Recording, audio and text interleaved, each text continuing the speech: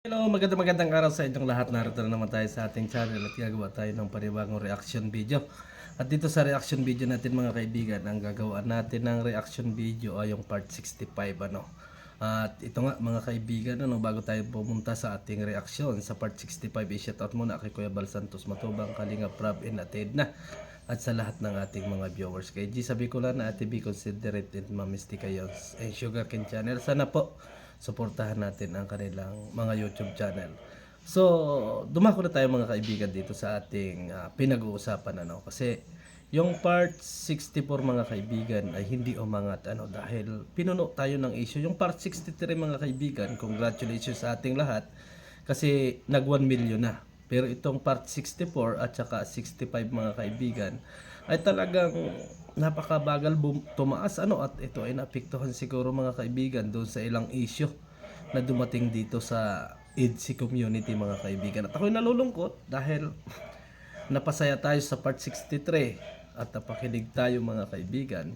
Pero dito sa part 64 mga kaibigan at 65 ay medyo mabababa ang ating views or ang views ni Kalinga Prab dito mga kaibigan, pero hindi naman ganoon kababa, pero apektado mga kaibigan dahil sa mga dumating na mga issue. Siguro mga kaibigan, to sa ating mga supporter, kung tayo ay magpapatalo at maapektuhan ang views na ito ay talagang masasabi na tayo ay apektado. Kaya mga kaibigan, huwag kayong magpaapekto sa mga bagay-bagay na yan. Ano, kung talagang solid tayo, kung talagang tayo ay nagtitiwala sa EDC mga kaibigan, ipagpatuloy natin yung pagmamarathon at manood tayo. Ipakita natin na hindi tayo apektado sa mga isyong ibinabato nila. Ano, mga kaibigan? Yun lang yung ating makakaya na paraan para maipakita natin kay Ido at kay Biancy na sumusuporta tayo sa kanilang serye. Kasi alam natin mga kaibigan, ang daming pinagdaanan, ano, ilang araw na natapos yung isang issue, dumating na naman ang panibagong issue at meron na namang sinasabi nilang panibagong ibabatong issue. Pero matatag pa rin tayo mga kaibigan, di ba? Matatag ang EDC community mga kaibigan. Laban lang, laban lang. Laban lang mga kaibigan. At dito mga kaibigan, may play tayong video dito sa part 64. Ano mga kaibigan, kasi halos parang magkaputol ito at saka yung live ni Kalinga Prab kung saan nag-walkout nga itong si Kalinga Pedro at talagang nakita natin yung ginawa ni Biancy mga kaibigan na talagang sinuportahan niya si Ido. At dito sa part 64 na part 65 mga kaibigan, makikita din natin kung paano ini-encourage ni Biancy si Ido. Doon natin makikita yung pagiging matured ni Biancy. Ano, mas matured pa ito mga kaibigan doon sa mga siloso at silosa na sinasabing supporter ng EDC. At talagang nakikita natin napaka-matured dito ni Biancy mga kaibigan. At dito sa part na ito na ating gagawa ng reaction video ay talagang makapagdamdamin ito mga kaibigan, kasi ang isang Papa Eds ay 2 beses ko nang nakitang lumuha. Una ay sa serye ng Reyna, kasi dati ay napakarami ng mga basher na dumating kay Papa Eds nung panahon ni Reyna, kasi nga ang gusto ng ibang mga supporter ay magkaroon din sila ng relasyon ni Reyna, as in talagang hindi naman talaga pwede mga kaibigan.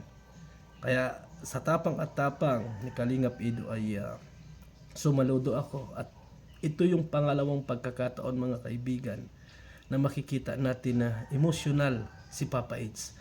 Ang tanong doon mga kaibigan, ano ang ginawa ni Bibi Biancy para mahikayat niya at mapasaya niya si Papa Eds? Yan ang kaabang-abang mga kaibigan, at ipi-play natin ang video ito para sa ganon ay makita ninyo mga kaibigan kung ano ang pag-care ng isang Bibi Biancy. At iiyak dito at maha-high blood na naman yung mga yung mga mga basher mga kaibigan. Ito yung gawin natin mga kaibigan, yung wag natin silang pansinin kasi mas marami pa rin naman yung mga nagmamahal at marami pa rin yung talagang solid EDC supporter mga kaibigan na talagang nagmamarathon.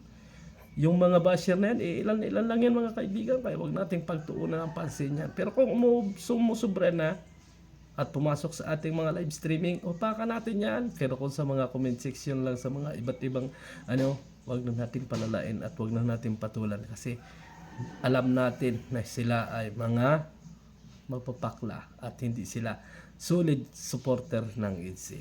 So tara na mga kaibigan at panoorin natin ang video ito. Ta.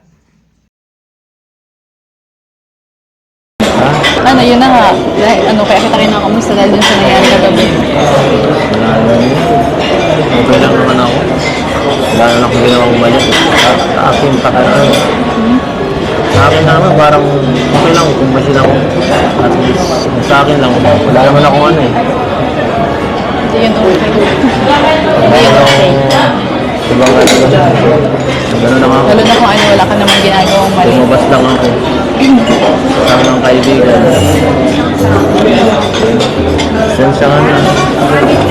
Madadamay ka sa mga ginagawa ko. Damay. Nadadamay. Siyempre eh, partner kita eh. Lahat ng galaw ko. Konektado yun. Kaya nakadami ka sa mga ano. Hindi naman ata totoo yung ini-issue nila. Nasa kanila na yun. Kung ano yung city nila. Hindi ko naman na ano eh. Hindi ko na nagtitiwala. Ano lang ang kapatunggan ko. Ano sila, andito lang ako. Ha? Kaya ano sila, nandito pa rin ako kahit anong sabihin nila.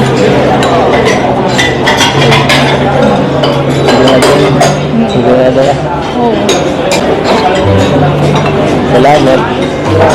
Tayo na yan. Salamat ha.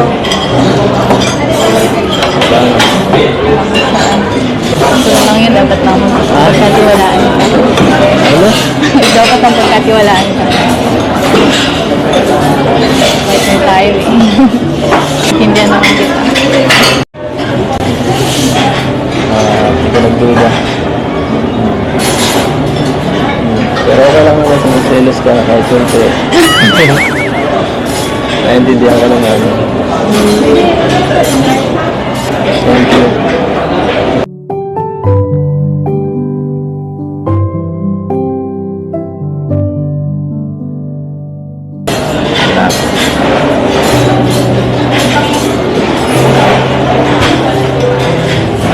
Alam na kasi yun. Ha? Kaya ano na yung mga yun. Kaya mo naman eh. Ano lang pansin. Kahit mahirap siyempre. Oo. Yun na lang din ang gagawin ko. Hindi na maiwasan ha. Dito tayo sa social media eh. Kaya nga, yun nga yung sinasabi ko. Laging may nasasabi yung mga nakapaligid sa atin. Dapat mas na lang tayo. Sana eh. Okay lang yan. Pero pag mali na naman na yung binibintang. Ha? Huwag natin hayaan na gano'n. Kaya nga di naman na ka kasi alam ko naman ang ginagawa ko eh. Kaya naman kung ano. Kung naniniwala sila o hindi. Yung mahalaga. Kahit wala maniniwala sa akin, okay lang. Basta ikaw, kahit isa lang, ito lang, okay lang sa akin.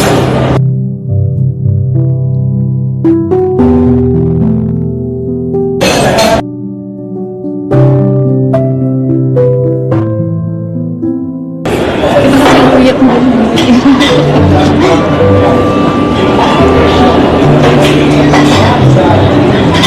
Nandito lang ako. Nandito lang ako palagi sa tabi. Ang dami na natin pinagdaanan. Ayun pa ba sa suga?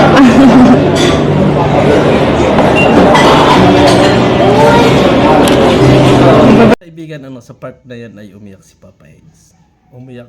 Alam nyo, ang pag-iyak ng isang lalaki, mga kaibigan, ay hindi yan sinasabing drama or kung ano pa man. Ang pag-iyak ng isang lalaki, mga kaibigan, ay bukal sa kanyang damdamin. Yan ang katotohanan dyan, mga kaibigan. Kasi napakadalang siguro. Ako, aminado ako sa sarili ko kapag ako ay umiyak or lumuha sa isang tao, ay mahalaga siya sa akin. At ito yung makikita ko kay Papa Eds. Ipinakita niya kay Beyonce na talagang nasasaktan siya sa mga nangyayari. At sabi nga, paniwalaan niyo ako at sa hindi. Basta't ikaw ay naniniwala sa akin, okay na ako. Doon pa lang mga kaibigan, tinatanggap na ni Kalingap Ido yung mga pambabas ninyo. At doon pa lang sa part na yun mga kaibigan, wala na tayong tatanungin at wala na tayong sasabihin pa sa ilan. Nasasabihin natin may boyfriend, may girlfriend, o may ano pa man. At sinabi naman doon ni Biancy mga kaibigan, andito lang ako. Ay sana all. Ay mga basher kaya, kumusta na yung mga nag ano sa inyo? Yung mga ngako sa inyo, wala na. Kaya siguro mapapait ang buhay ninyo. Ano? Tingnan niyo mga kaibigan, dito sa part na ito, lumuha nga si Papa Eds. Pero dahil sa masinsinan or talagang nag-iisip ng paraan si Biancy upang hindi sukuan or ipakita kay Ido na nandyan lang siya sa tabi niya, ay talagang sumaya si Ido mga kaibigan. At dito kahit sabihin pa natin na wala silang relasyon at serye lang, mararamdaman natin na ang care nila sa bawat isa mga kaibigan. Kaya wag na kayong mag-alinlangan mga kaibigan. Wag na kayong mag-isip ng kung ano-ano. Kasi para sa akin mga kaibigan, kung ito man ay sinasabi ninyo na maraming syuta o kung ano-ano pa man, si Papa Eds ay hindi ito mag-iiyak dyan nakaharap si Biancy. At ako, na parang nasaktan ako mga kaibigan doon sa mga pagluha ni Papa Eds. Kasi napakabuting tao. Napakabuti nila mga kaibigan. Ano? Hindi lang sa mga supporter, hindi lang sa mga viewers, pati sa aming mga vlogger mga kaibigan ay open itong si Papa Eds. Kaso nga lang, yung iba natin mga viewers mga kaibigan ay ginagawa ng hindi maganda na usapin si Papa Eds. Samantalang, wala naman siyang ginagawang masama mga kaibigan. Wala siyang ginagawang masama.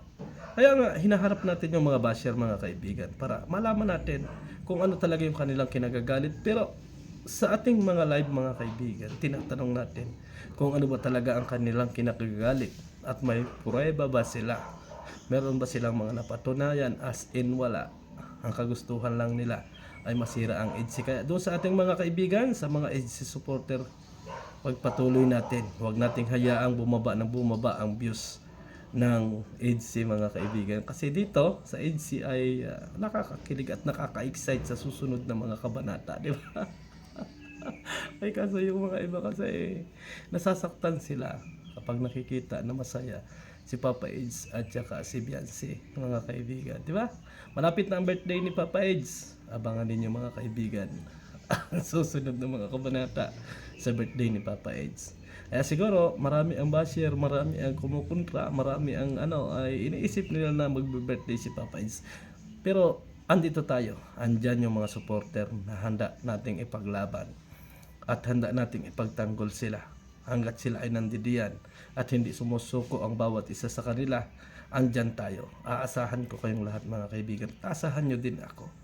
Ang tingnan natin ay yung mga bagay-bagay na napasaya tayo ng seryeng ito. Huwag nating tingnan yung mga bagay-bagay na pinapalungkot tayo. Kasi ilang issue, kahit ano pang issue mga kaibigan, basta't matatag tayo at naniniwala tayo sa pananindigan ng dalawa. Kasi isipin yung mga kaibigan, si Biancy, napakabata. Pero, napaka-mature. Itong si Ido mga kaibigan ay sumusuko sa sobrang dami ng basher. At hindi naman natin maalis kay Papa Eds mga kaibigan na maghinanakit at malungkot. Bakit? Kasi nga mga kaibigan, wala naman talaga siyang ginagawang masama. Wala akong nakikita ng masama. Hindi ko sa pinagtatanggol si Papa Eds or kung ano pa man. Pero sa tingin ko ay wala siyang ginagawang masama. So, mga kaibigan, mga kalingap, hanggang dito na lang ang ating ginagawang reaction video. At sa susunod, abangan natin ang mga susunod na kabanata dito sa serye ng EDC Community. So, maraming salamat and God bless sa ating lahat. Bye-bye!